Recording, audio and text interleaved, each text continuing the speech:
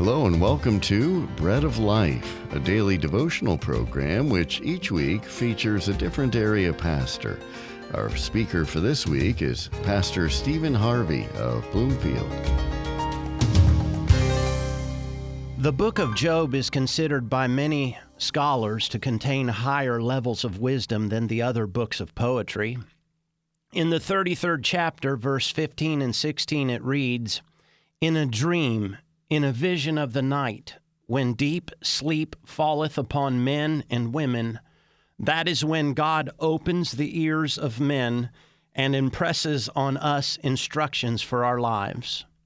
The word dream appears hundreds of times in the Bible, and the word dream very often correlates with significant events, not only in people's lives specifically, but also dreams had significant impact that shaped world history. For example, God gave Nebuchadnezzar a dream, and when his magicians and soothsayers could not help him remember his dream, Daniel the Jew saved the day by helping him remember the dream of a statue with a head of gold, a silver chest, thighs of brass, legs of iron, each level indicating different nations that would rule the world, beginning in 605 BC and for the next hundreds of years unto this day. That dream played out in world history very accurately. But here's the amazing thing about this dream. When Nebuchadnezzar woke up, he forgot it. You would think he would remember something that important, something that is this historic and world-shaking, but he could not recall it. He said in Daniel chapter 2, "The thing is gone from me. I have forgotten the dream." By way of another Old Testament example, the Bible tells us Joseph named his second son Manasseh because the name Manasseh means God has caused me to forget. Check me out on this. What did Joseph want to forget? He wanted to forget all about the dream God had given him of his brothers bowing down to him. But 21 years later, after he had had that dream, in 1678 BC, the dream came true. His brothers did not recognize him, but they did in fact bow down in front of Joseph.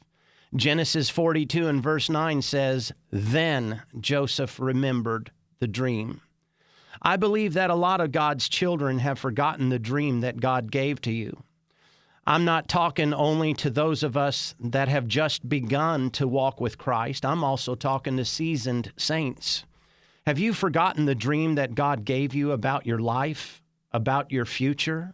Have you forgotten the dream that God gave you about your family? Have you forgotten where you're supposed to be in the church and in God's kingdom? Well, I came here today to tell you the good news is God will give you a restoration of the dream. Did you notice in both examples of forgotten dreams, God sustained the dreams anyway? The Bible tells us that Joseph's brothers were jealous because he had the favor of his father.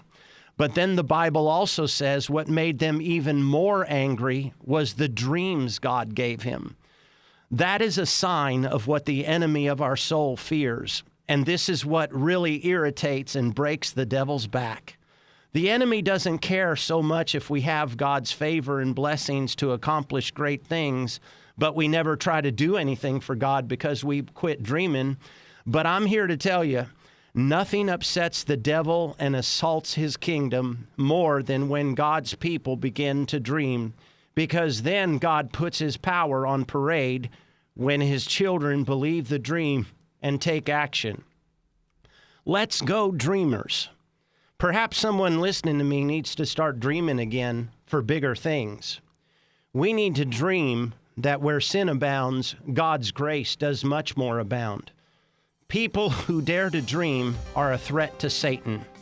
But if you will dream it, God will do it, and he will always back you up.